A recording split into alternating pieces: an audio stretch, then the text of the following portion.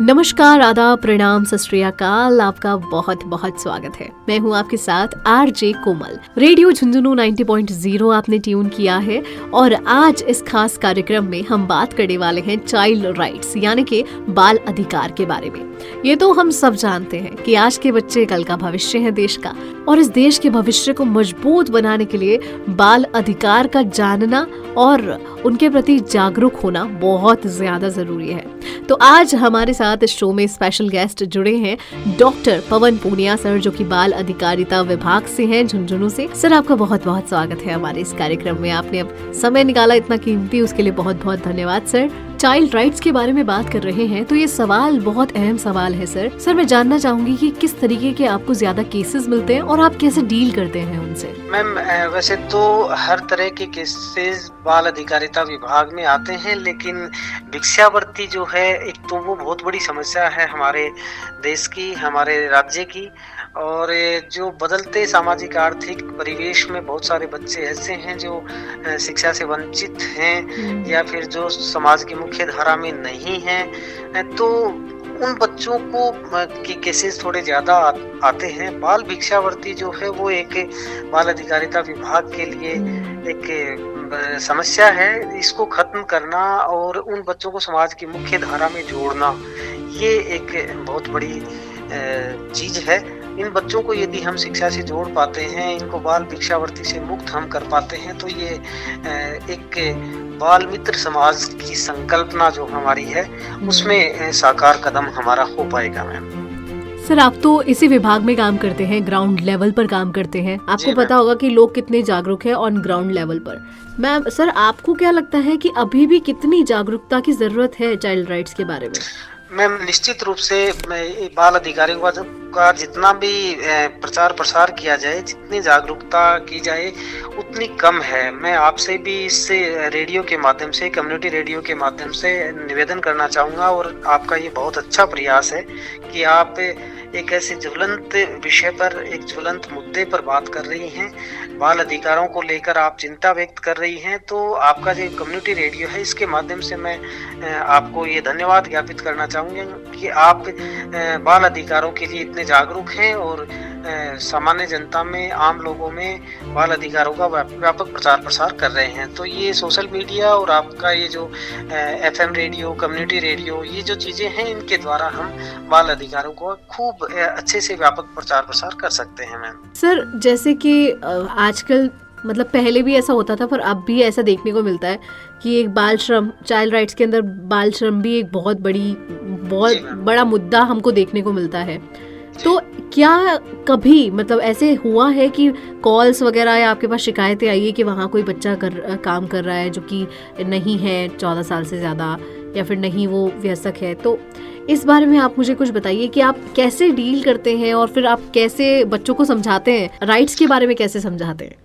Ma'am, ऐसा बहुत बार होता है, चाइल्ड लाइन के पास भी कॉल आते हैं, बाल अधिकारिता विभाग में भी कॉल आते हैं, बाल कल्याण समिति के सामने भी इस तरह की शिकायतें आती हैं कि एक बच्चा वहाँ पे बाल श्रम में लिप्त है, या फिर इलेक्ट्रॉनिक और प्रिंट मीडिया और सोशल मीडिया के थ्रू इस तरह की सूचनाएं मिलती हैं। तो बाकायदा फिर एक कार्रवाई होती है जिसमें ASTU है, बाल कल्याण समिति है, चाइल्ड लाइन है, बाल अधिकारिता विभाग है, इनकी एक सामूहिक कार्यवाही होती है, जिसके द्वारा उस बच्चे को बाल श्रम से मुक्त करवाया जाता है और उसके जो कानूनी प्रावधान हैं उसके तहत उसके नियोक्ता के खिलाफ कार्रवाई की जाती है, और बच्चे को राज्य सरकार द्वारा बच्चों से संबंधित जितनी भी तरह की योजनाएं जो संचालित हैं उनसे उस बच्चे को लाभान्वित करवाया जाता है। बच्चे को बाल गृह में रखा जाता है, बच्चे को हॉस्टल में रखा जाता है, बच्चे को पालनहार योजना से होता है, उसको स्कूल में एडमिशन करवाया जाता है। तो इस तरह के बहुत सारे केसेस में आते हैं कि बाल श्रम की घटनाएं हमें यदाकदा देखने को भी मिलती हैं, और इलेक्ट्रॉनिक और प्रिंट और सोशल मीडिया के थ्रू ये शिकायतें आती हैं, जिनके ऊपर जिला प्रशासन और बाल अधिकारिता विभाग के द्वारा प्रभावी कार्रवाई की जाती है। मैम, ये हम कह सकते हैं कि एक मजबूत समाज के लिए ना मजबूत नींव होना बहुत जरूरी है, और चाइल्ड राइट्स वो मजबूत नींव का एक हिस्सा है, अहम। तो इस बारे में आप क्या कहना चाहेंगे? जैसे कि बच्चे हैं, आज स्कूल में, कॉलेजेस में हम लोग पढ़ते ही हैं कि चाइल्ड राइट्स क्या होते हैं, कौन से होते हैं, लेकिन अगर एक हम निचले तबके की बात करें सोसाइटी की, तो शायद उन लोगों में इतनी जागरूकता नहीं है। तो उसके लिए एक सामाजिक वर्ग क्या कुछ कर सकता है उस नींव को मजबूत करने के लिए? मैम, आप बिल्कुल सही कह रहे हैं। बाल अधिकारों के प्रति जनता ज़्यादा जागरूक नहीं हो पाई है। बाल अधिकारों का ज़्यादा प्रचार प्रसार नहीं हो पाया है। आपकी, हमारी और पूरे समाज की ये नैतिक जिम्मेदारी है कि हम बाल अधिकारों के प्रति लोगों को जागरूक करें, क्योंकि जब बच्चा सुरक्षित होगा तभी देश सुरक्षित होगा। आज के जो बच्चे हैं वो कल का हमारे देश का भविष्य है। तो इसलिए इन बाल अधिकारों का ज़्यादा से ज़्यादा प्रचार प्रसार किया जाए। हर बच्चे का स्वास्थ्य, पोषण, शिक्षा, जो उनके मूलभूत अधिकार हैं, उनको सुरक्षित रखा जाए। इन बच्चों को उनके बाल अधिकारों से वंचित नहीं किया जाए। बच्चों के माता पिता को और सामान्य जनता को इन अधिकारों के प्रति निश्चित रूप से जागरूक किया जाना बेहद जरूरी है, क्योंकि आज के बच्चे कल का हमारा सुंदर भविष्य है। मैम, बिल्कुल सर। सर, जैसे आप बहुत सारे केसेस से डील करते हैं, आपका विभाग डील करता है, तो एक कठोर एक्शन लेने के बाद कुछ पॉजिटिव रिजल्ट्स भी आपको मिलते होंगे। उसमें से ही कुछ 1-2 रिजल्ट आप साझा कीजिए मेरे साथ, जो कि काफ़ी पॉजिटिव तब्दील हुए, कि बाल श्रम से या बाल अधिकार आपने जब किसी को बताए तो उसके बाद ऐसा पॉजिटिव इम्पैक्ट हुआ। मैम, ऐसा कई जगह देखने को मिला है। ऐसे बहुत सारे केसेज हमारे सामने आए हैं। बाल अधिकारिता विभाग ने बाल विवाह को भी रुकवाया है। अभी हाल ही में 2-3 बाल विवाह झुंझुनू जिले में रुके थे। और बाल श्रम की भी ऐसी बहुत सारी घटनाएं हुई हैं, जैसे मिठाई पे, ढाबे और दूसरी कई सारे रेस्टोरेंट्स पे, है ना, दुकानों पे बाल श्रम की घटनाएं कई बार देखने को मिलती हैं। और ऐसा लगता है कि भाई ये जो चीज़ हो रही है ये बहुत गलत हो रही है।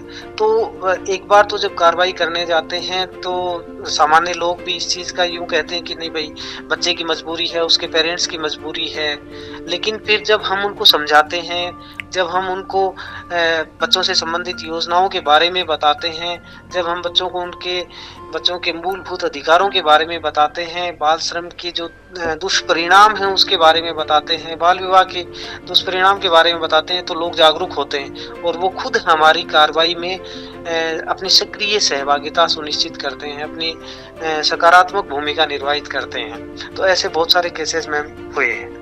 सर, जैसे अभी अपने बाल विवाह के बारे में बताया, राजस्थान के ऐसे बहुत से जिले हैं जिसमें अभी भी लोग ये मानते हैं कि बड़े हो जाएंगे उसके बाद लड़कियां या लड़के मिलेंगे नहीं या रिश्ते नहीं बैठेंगे, और अभी मतलब बचपन में 2-3 साल की उम्र में भी बाल विवाह कर देते हैं। और गांव वाले भी सहयोग में रहते हैं उनके कि नहीं, हाँ होना ही चाहिए, हमारे यहाँ तो प्रथा चलती आ रही है। तो ये जो लोग नहीं समझना चाहते, उनको कैसे जनता या फिर आपका विभाग, किस तरीके से आप लोग उन्हें समझाते हैं? कानून के माध्यम से या फिर खुद ही थोड़ा बातचीत करके? मैम, सबसे पहले तो बाल विवाह निषेध अधिनियम के बारे में हम उनको बताते हैं। फिर भी यदि कोई शिकायत आती है कि भाई अमुक जगह पे बाल विवाह हो रहा है, तो वहाँ पे प्रथमतः जाके समझाया जाता है, उनको बताया जाता है। फिर भी वो नहीं मानते हैं तो फिर कानूनी जो प्रावधान है उसके तहत कार्रवाई की जाती है, उनको पाबंद किया जाता है कि बच्ची या बच्चा जो भी है बाल विवाह नहीं किया जा सकता। और यदि करता है तो उसके खिलाफ बाल विवाह निषेध अधिनियम के तहत कार्रवाई की जाती है। और जो बाल विवाह निष्पादित करने में जो सहयोग कर रहे हैं, जो इकाइयां सहयोग कर रही हैं, जो व्यक्ति सहयोग कर रहे हैं, उन सबके खिलाफ कार्रवाई की जाती है। मैम, ओके सर, इस कार्यक्रम के माध्यम से आप जो भी जनता इस कार्यक्रम को सुन रही है, उन्हें बाल अधिकारों के बारे में आप क्या आखिरी संदेश देना चाहेंगे? मैं सबसे पहले तो आपके माध्यम से सभी लोगों को यही संदेश देना चाहूँगा कि आज के जो बच्चे हैं वो हमारे कल का भविष्य हैं। इसलिए इस बचपन को सुरक्षित रखना, उसका बहुत अच्छे से पालन पोषण करना, बच्चों के अधिकारों को सुनिश्चित करना हमारी नैतिक जिम्मेदारी है। मैं आपको भी धन्यवाद ज्ञापित करना चाहूँगा कि आपने इस बहुत अच्छे विषय को आपने कवर किया है और इसके माध्यम से आप बाल अधिकारों का व्यापक प्रचार प्रसार करवा पा रहे हैं। इस मुद्दे पे आप लोगों को जागरूक कर पा रहे हैं, तो इसके लिए मैं आपको भी धन्यवाद दूंगा और सभी लोगों से यही अपेक्षा और विनम्र अनुरोध करूंगा कि बच्चे हमारे देश का भविष्य हैं, उनके अधिकारों की सुरक्षा करना हमारी जिम्मेदारी है, हमारा नैतिक कर्तव्य है। और बच्चों के बाल अधिकारों का जब हम संरक्षण करेंगे तभी वो आगे जाकर अपनी उन्नति कर पाएंगे, प्रगति कर पाएंगे, अपने आप को संरक्षित रख पाएंगे और हमारा देश आगे प्रगति कर पाएगा। सर बहुत बहुत धन्यवाद अपना कीमती वक्त हमें देने के लिए, इस प्रोग्राम के लिए। यकीनन ये प्रोग्राम एक इन्फॉर्मेटिव प्रोग्राम बना है और बहुत ही लोगों के लिए एक इन्फॉर्मेटिव सोर्स भी बनेगा। फिलहाल के लिए आपका बहुत बहुत शुक्रिया, धन्यवाद। Radio station FM Jhunjhunu 90.0 FM, हर तरंग आपके संग।